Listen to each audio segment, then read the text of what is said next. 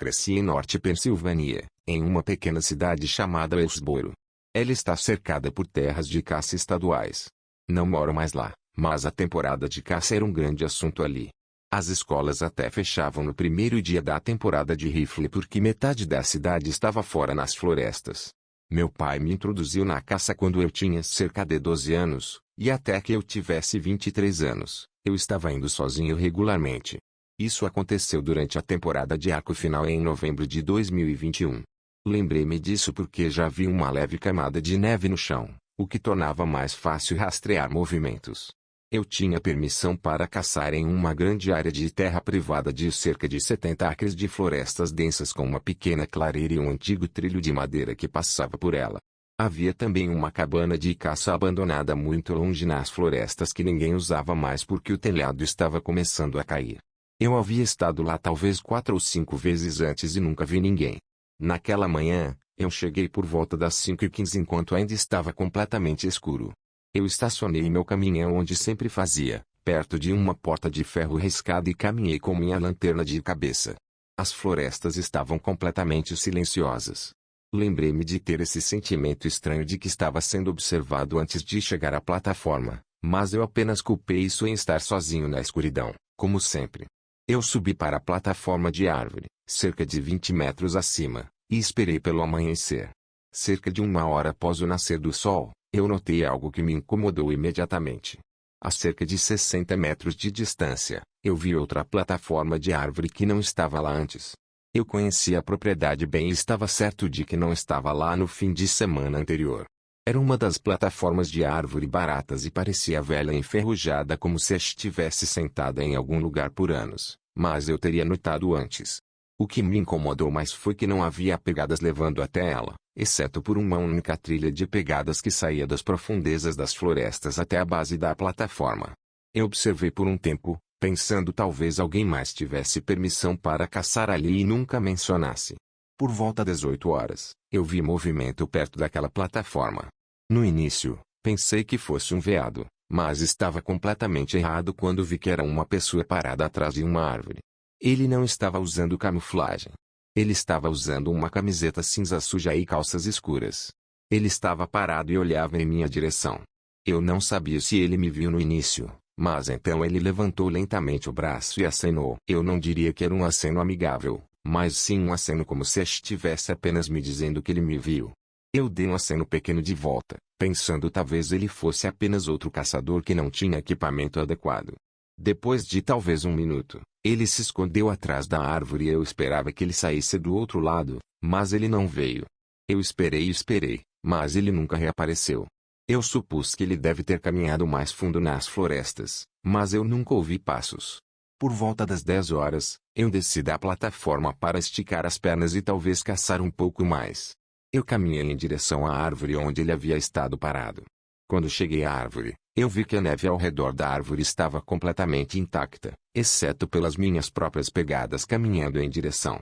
Não havia pegadas levando embora, apenas a mesma única trilha de pegadas que eu havia visto antes levando até a plataforma de árvore. Eu segui aquelas pegadas e elas pararam exatamente na base da plataforma. Eu olhei para cima, esperando talvez ele tivesse subido, mas ela estava vazia. A cadeira tinha uma camada fina de neve que não parecia ter sido perturbada. Isso não fazia sentido. Eu me lembro de sentir meu peito apertado, como se algo estivesse muito errado. Eu decidi voltar para minha própria plataforma. No caminho de volta, eu notei algo amarrado a uma rama a cerca de altura de olho. Era uma faixa de material de colete de caça laranja amarrada em um nó. Eu estava pensando talvez alguém tivesse marcado um caminho, mas então eu vi outra cerca de 15 metros de distância e outra. Eles estavam amarrados a diferentes alturas, como se alguém tivesse marcado algo de forma específica. Foi a primeira vez que considerei sair. Por volta do meio-dia, eu voltei para meu caminhão para comer e aquecer. Nada aconteceu durante esse tempo, mas eu não consegui esquecer a sensação de que estava sendo observado da linha de árvores. Eu quase saí, mas eu me convenci de que estava apenas exagerando. Eu voltei para dentro por volta das 14 horas para sentar até o escurecer. É aqui que as coisas ficaram ruins. Cerca de 1 hora antes do pôr do sol, eu ouvi o que parecia ser passos lentos atrás de mim nas folhas. muito pesados e espaçados para ser um animal. Eu me virei para enfrentá-los, esperando ver outro caçador. A cerca de 30 metros atrás da minha plataforma, eu vi o mesmo cara de antes. Desta vez, ele estava mais perto e eu podia ver seu rosto melhor.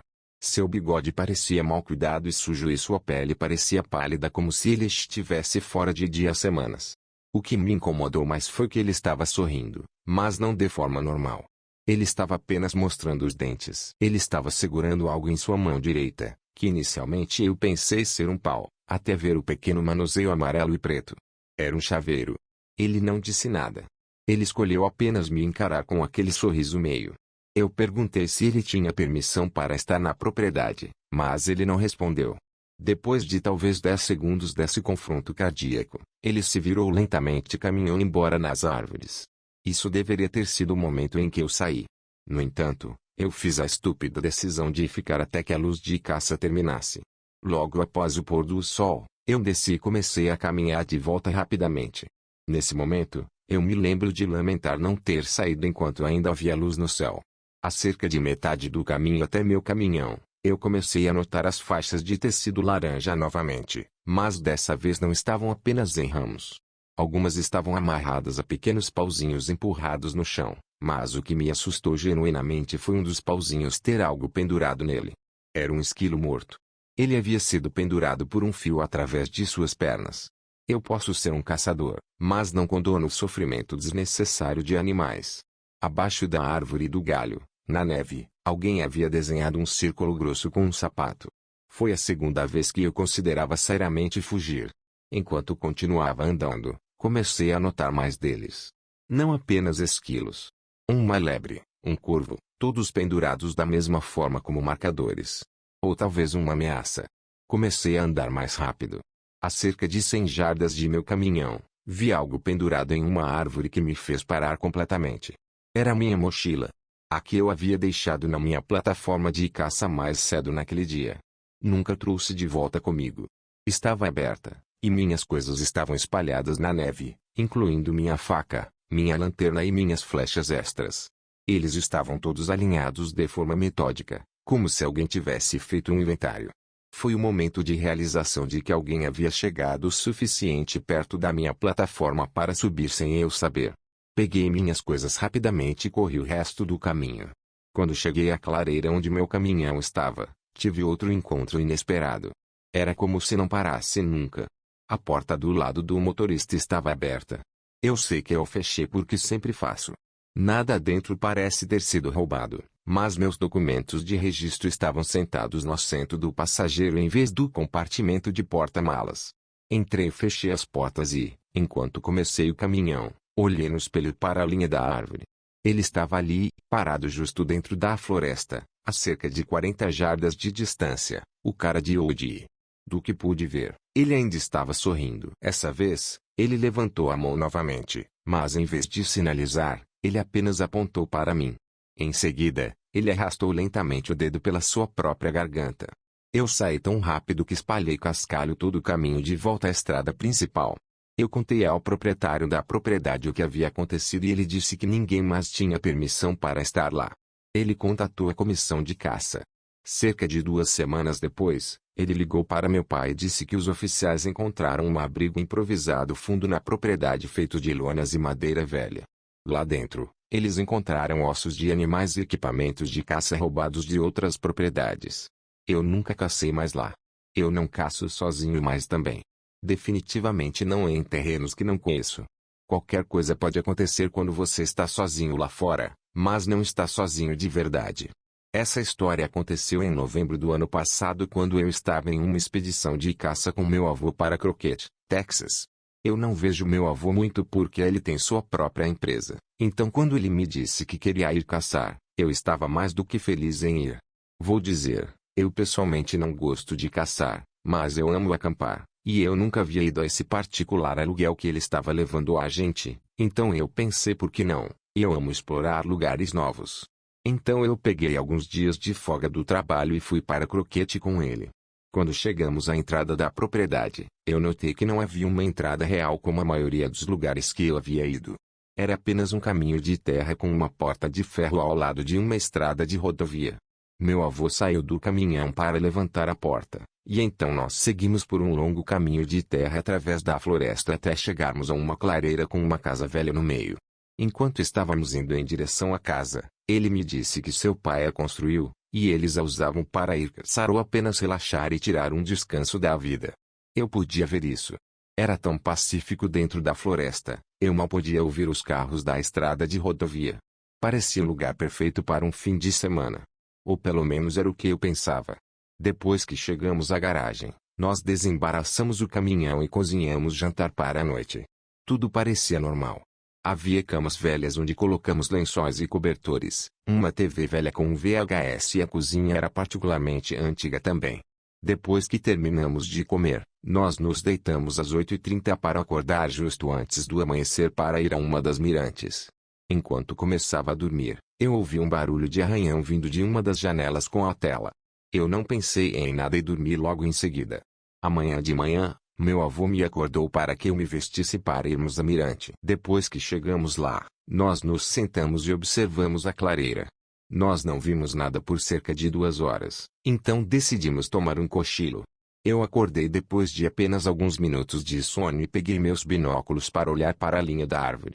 A linha da árvore estava a cerca de 1,5 metros da mirante. Eu juro a Deus, eu vi alguém espiando atrás das árvores, justo na beira da floresta, como se eles soubessem que estávamos lá. Era quase como se eles estivessem nos observando o tempo todo.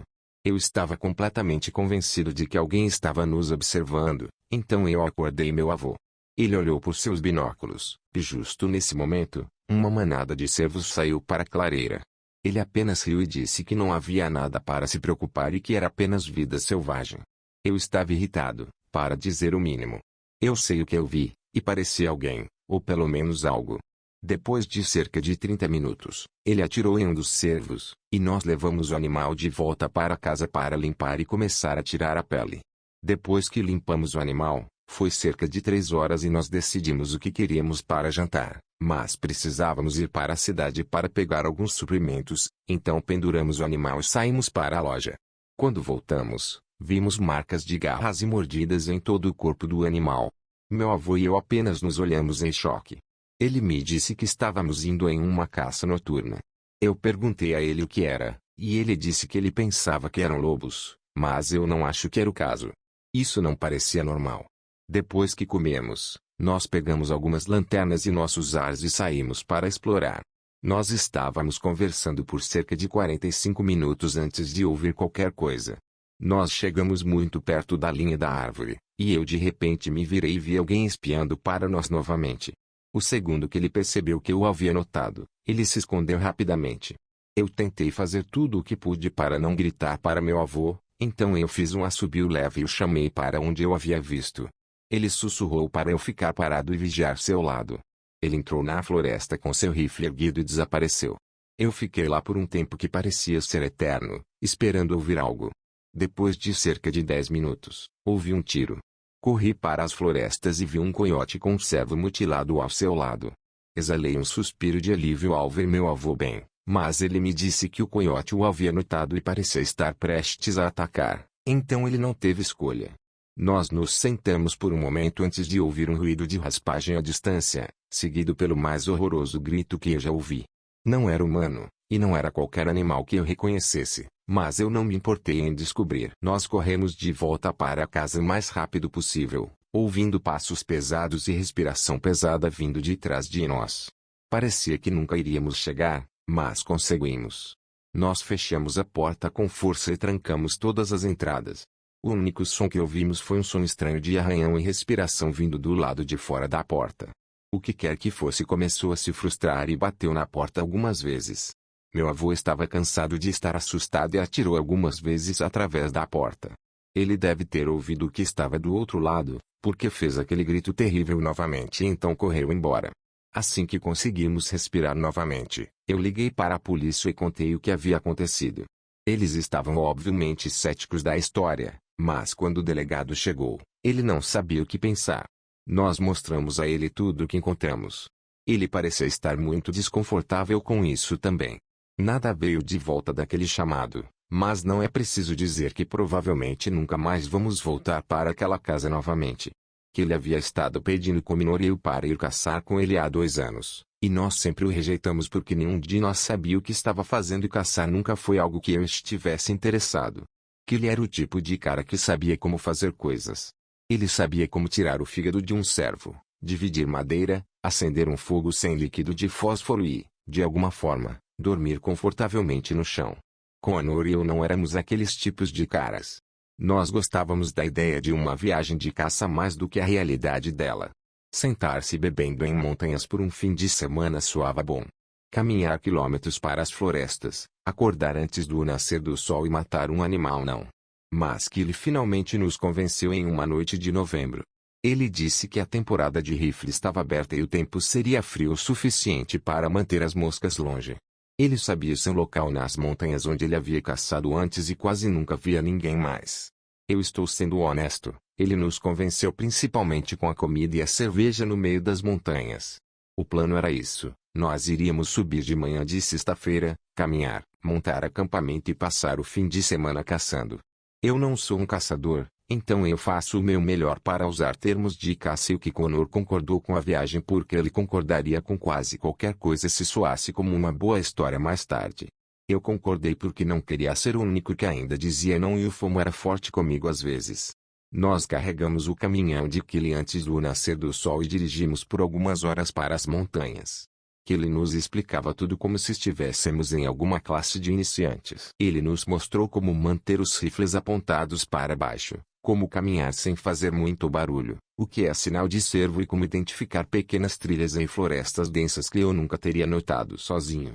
Depois de estacionar o caminhão em uma parada perto de uma antiga estrada de derrubada de árvores, nós caminhamos por um tempo muito irritante. Kelly disse que era apenas algumas milhas. Parecia ser 10. Quando chegamos ao local que ele queria, minhas costas estavam doloridas e minhas pernas estavam tremendo nas partes mais íngremes. Nós encontramos um local plano perto de um pequeno riacho e montamos acampamento ali. Kelly fez a maior parte do trabalho porque Connor e eu éramos honestamente inúteis. Quando escureceu, nós tínhamos as tendas montadas, um fogo aceso e um pequeno anel de troncos puxado ao redor dele para sentar. A primeira noite foi perfeita por um tempo. As florestas estavam mortas quietas, exceto pelo fogo estalando e o riacho correndo sobre as pedras. Nós estávamos bebendo cerveja, falando sobre coisas antigas da escola e rindo de como Connor era ruim em montar uma tenda. Foi um momento raro, honestamente incrível. Eu me lembro de pensar que eu entendia por que as pessoas gostavam disso. Então, de repente, ouvimos um grito vindo de fundo nas florestas. Nós paramos de falar ao mesmo tempo. Que ele inclinou a cabeça e ouviu como um cão, enquanto Connor riu um pouco e disse que soava como uma mulher sendo assassinada. Que ele disse que poderia ser um lobo. Ele disse que os lobos podem fazer sons que soam como um grito de mulher. Eu queria que o lobo fosse verdade, porque aquele grito não soava como um lobo para mim. Porque estava tão longe, era fácil nos convencer de que era um animal. Depois de cerca de 1 minuto ou 2, nós começamos a falar novamente, embora não tão relaxados como antes. Cada um de nós parava para ouvir, mesmo Kelly. Cerca de 5 minutos depois, o grito veio novamente. No entanto, dessa vez, ele estava muito mais perto que o primeiro grito, e a conversa morreu instantaneamente. Ele soou como se viesse de talvez um campo de futebol de distância, se é que. Ele era suficientemente alto para que não houvesse piadas depois disso. Ele soou exatamente como um grito de mulher. Um grito longo que terminou de repente. Connor se levantou e olhou para a escuridão além da luz do fogo. Kelly também se levantou. Então Connor chamou para saber se alguém precisava de ajuda lá fora. Eu disse que era uma coisa estúpida para fazer. Então nós apenas olhamos para as florestas e ouvimos por uma resposta. Nada veio de volta. Kelly parecia desconfortável de uma forma que eu não havia visto antes. Ele disse que se fosse uma pessoa, elas provavelmente teriam respondido. Então ele disse que precisávamos apagar o fogo e entrar nas tendas. Ele não disse por quê, mas era óbvio. O fogo era basicamente um marcador mostrando exatamente onde estávamos. Nós apagamos o fogo rapidamente e entramos nas tendas com os rifles ao lado. Eu mal dormi aquela noite. Cada pequeno som que meu cérebro pegou. Em algum momento, eu deve ter adormecido, porque quando eu acordei, estava cinzento lá fora e frio o suficiente para que eu não quisesse sair da sacola de dormir. Mas quando a necessidade de ir ao banheiro ficou insuportável, eu finalmente saí da tenda.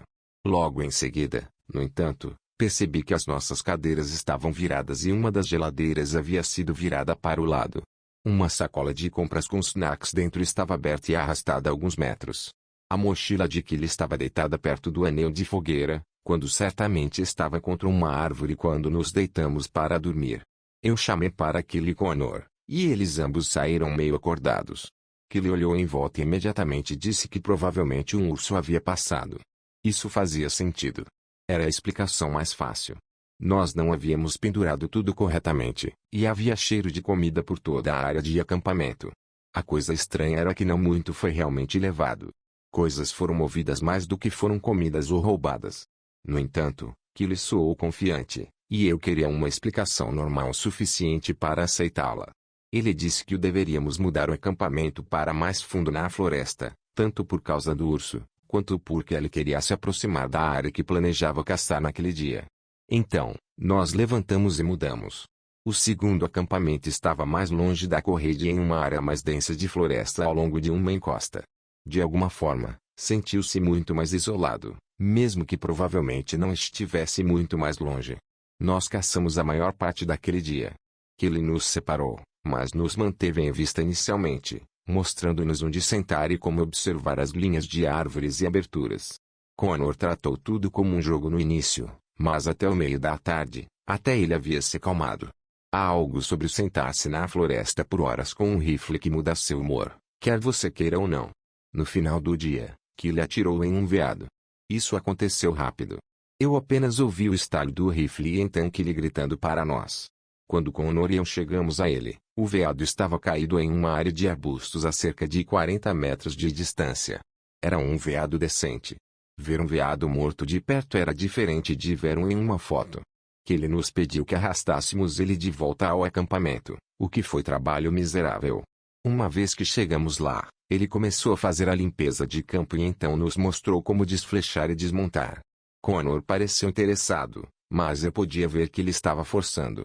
Eu apenas me senti mal. O cheiro era horrível e a coisa toda parecia brutal. Nota A ao lado. Eu cresci como um amante de animais devido aos meus pais, então a ideia de eu ir em uma expedição de caça era um pouco louca. Killy estava em seu elemento, no entanto. Ele explicou cada parte dela como se estivesse ensinando uma aula e, no final, havia pedaços de carne embrulhados na geladeira e um desastre ensanguentado do lado. Eu tentei não olhar. Naquela noite, nós bebemos novamente, em parte para celebrar e em parte porque eu acho que Connor e eu precisávamos disso após ajudar com o veado. Killy cortou um pedaço de costela e cozinhou sobre a fogueira. Isso não era o nosso jantar originalmente planejado. Era apenas um jantar de celebração, se você quiser chamar assim. Eu tenho que admitir, ele sabia bem. Como um dia surpreendentemente bom estava chegando a um final divertido, o grito voltou. Era distante no início, talvez até mais longe do que aquele primeiro grito da noite anterior. Mas assim que eu ouvi, eu senti um sentimento desconfortável dentro de mim. Como, isso novamente? Nós todos sabíamos aquele som agora. Ninguém disse que era um lobo essa vez. Ninguém riu. Killy olhou para longe na escuridão. Connor murmurou que não havia jeito disso acontecer novamente. Nós esperamos e esperamos que isso fosse o fim. Não foi. Uns minutos depois, o grito voltou, muito mais perto, e dessa vez, ele soou como se estivesse se aproximando de nós da mesma forma que havia feito na primeira noite. Já estava completamente escuro por então e a luz do fogo fazia tudo além dela parecer ainda mais escuro. Eu me lembro do sentimento de que quem estava fazendo aquele som provavelmente podia nos ver perfeitamente, mesmo que não pudéssemos ver nada além das árvores, e isso me deixou desconfortável. Killy se levantou e pegou seu rifle. Ele estava tentando agir calmo, mas eu podia ouvir que ele cuspiu baixo. Em seguida, em um surpreendente arroto de confiança bêbado, ele levantou o rifle e disparou algumas balas para o ar. Logo em seguida, ele começou a gritar para a floresta como um louco, tentando soar maior e mais louco do que quem estava lá fora. Connor e eu rimos, em grande parte porque foi súbito e ridículo, e acho que porque todos nós havíamos bebido o suficiente para que nossos nervos estivessem misturados com energia estúpida. Mas o riso não durou, Porque um momento depois, o grito voltou, ainda mais perto. O suficiente para que soasse como se estivesse apenas alguns metros fora da borda do acampamento, em algum lugar além das árvores onde a luz do fogo parava. Que ele parou de gritar imediatamente. Nós não dissemos nada, mas acho que todos nós percebemos que se fosse uma pessoa, os tiros de advertência não haviam assustado. Nós apagamos a fogueira novamente, mais rápido do que na noite anterior. Em segundos, o local estava completamente escuro. A única luz restante era uma fraca luz de coque e uma luz da lua através das árvores. Nós nos metemos em nossas tendas com nossos rifles. Eu me deitei acordado, é claro. Eu podia ouvir pequenos sons da floresta, galhos se movendo e folhas rangendo, mas não sabia o que era real e o que minha mente estava inventando. Em seguida, eu ouvi passos, não caminhando, mas correndo, rápido e duro ao redor das tendas e pelo acampamento. Algo arranhou o lado da minha tenda, como um arranhão, como alguém estivesse arrastando um objeto ao longo da tela enquanto se movia. Eu não chamei para Connor ou Kelly porque eu estava aterrorizado de que não fossem eles. Tudo o que eu estava fazendo era chamar a atenção de quem estava lá fora. E então, tudo ficou completamente em silêncio pela última vez. Esse silêncio foi o pior. Talvez um minuto tenha passado antes que aquele grito explodisse no meio do acampamento. Ele foi tão alto que não soou mais humano em um sentido normal. Eu ouvi Connor gritar da sua tenda. Eu também gritei sem querer. Em seguida, Kelly disparou um tiro pelo teto da sua tenda para o ar. O estouro foi ensurdecedor. Logo em seguida, eu ouvi passos correndo rapidamente através da floresta. Todos esses sons foram tão amplificados que parecia que muito estava acontecendo. Aqui está a tradução para o português brasileiro. Os passos ficaram cada vez mais distantes até que não consegui ouvir mais nada. Por alguns segundos, ninguém se moveu. Então Kelly gritou, perguntando se estávamos bem. Connor respondeu imediatamente com uma voz trêmula que eu nunca havia ouvido antes.